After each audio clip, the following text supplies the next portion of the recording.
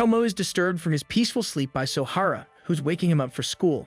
Sohara removes Tomo's blanket and she's shocked to see that he's gotten erect and punches him after he said it indicates a good omen.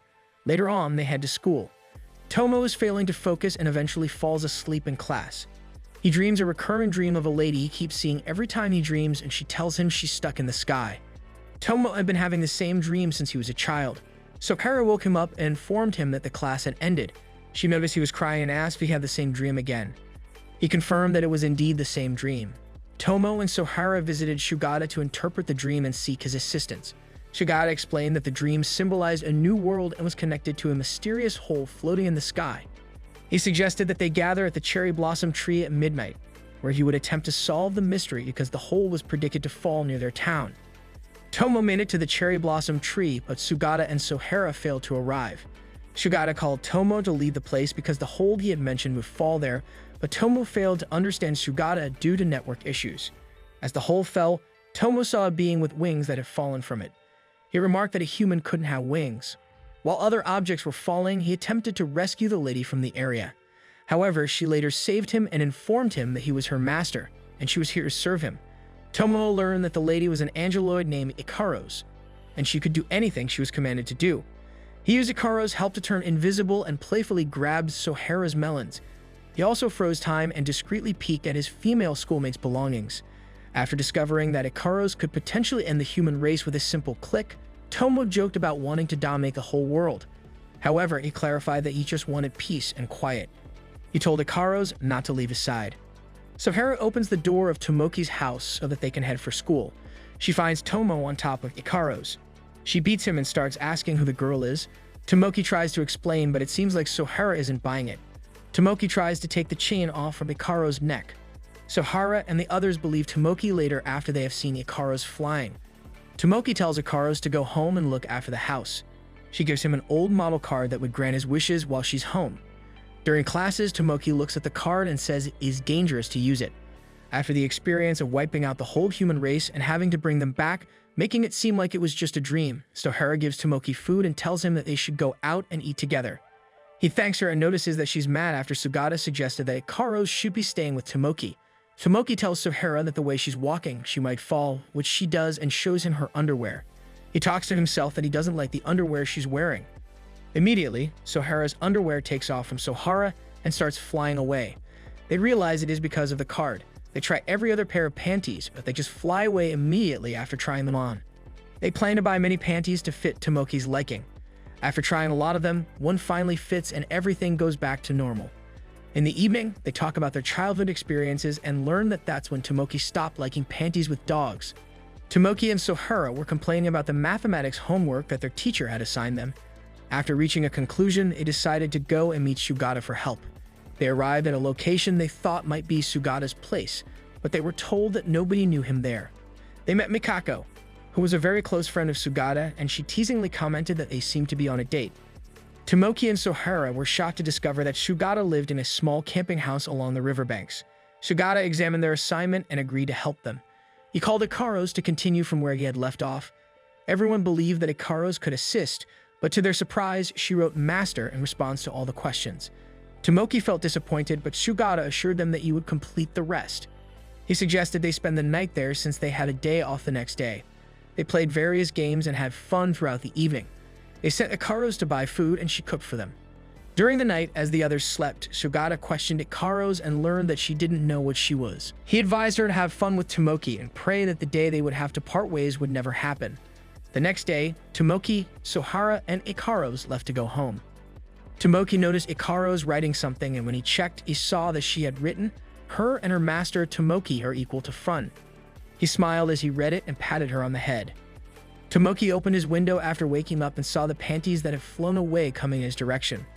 The panties made their way inside his room. Ikaros told him that the panties must have circled the world and had come back to him. Tomoki was excited to know that the panties had come to see him, and he embraced them. Sohara entered his room and was furious to see him with the panties, so she beat him. She took Ikaros aside and spoke to her privately, and Ikaros gave her a card for herself.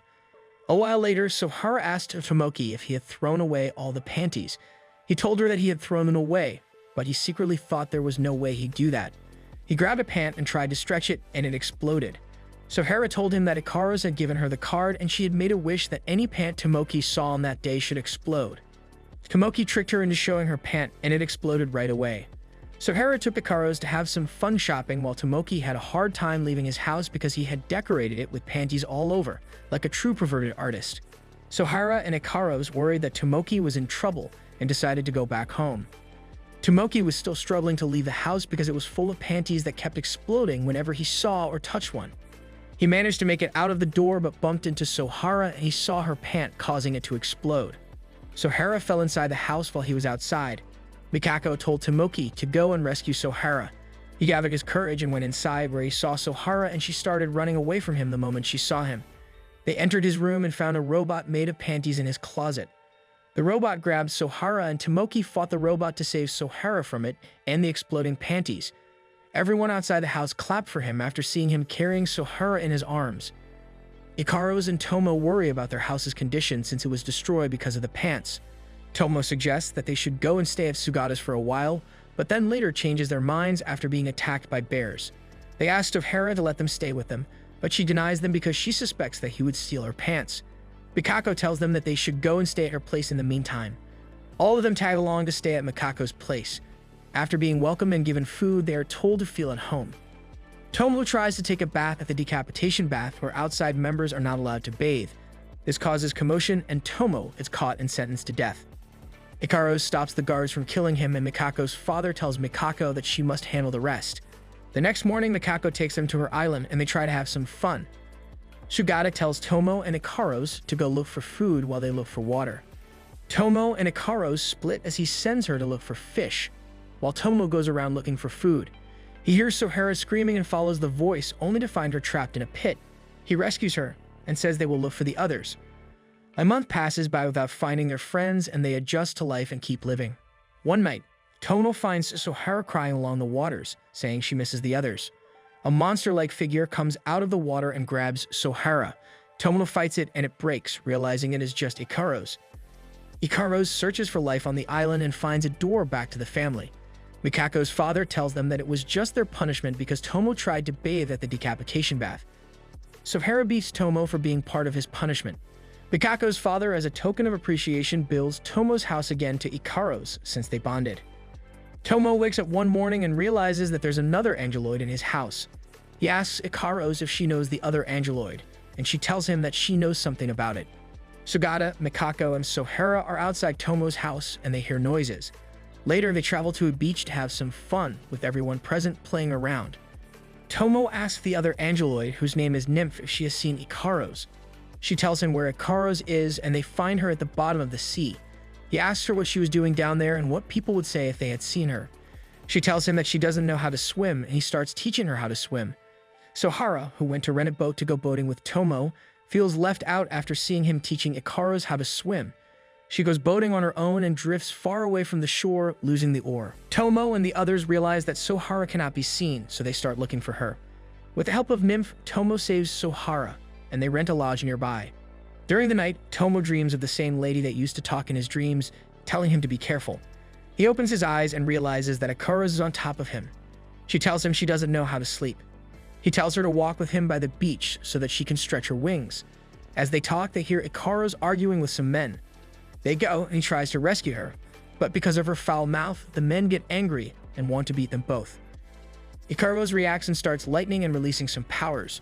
Tomo tells her to stop, grabs her by the hand, and they return to sleep. The next morning, they set out back for home. Tomo and Sohara are going to school. Tomo tells Ikaros and Nymph not to follow him to school. A moment later, Ikaros sees two girls dressed in uniforms going to school. Nymph and Ikaros plan to go to school as well. Tomo is surprised to see Nymph and Ikaros being introduced to their class as new transfers, making Ikaros jealous. However, the gang still discovers that Ikaros has another talent. On the day of the festival, the private school orchestra plays a classical music piece. Tomoki then attempts to sing a perverted song about nipples, but is stopped by Sohara. They proceed to play the real song, and Ikaros surprises everyone by taking the lead vocals. The audience is stunned but gives a resounding cheer. In the end, Tomoki's school emerges victorious. However, the festival concludes with a bonfire dance where couples gather and hold hands. Nymph and Sohara consider going with Tomoki, but ultimately decide to let Ikaros go instead. Ikaros enjoys herself but is fearful of how Tomoki would react if he knew the other side of her. Tomoki invites the girls to a bathhouse and they agree only to snatch Ikaro's cards beforehand. After soliciting Sugata's help by relating it to the new world, Tomoki uses Sugata's card to transform into a full-fledged girl named Tomoko. The next day, Tomoko blends in well with the students and even becomes popular with the boys despite acting like an ideal female character. Later, she secures a bathhouse visit while the Angeloids monitor her.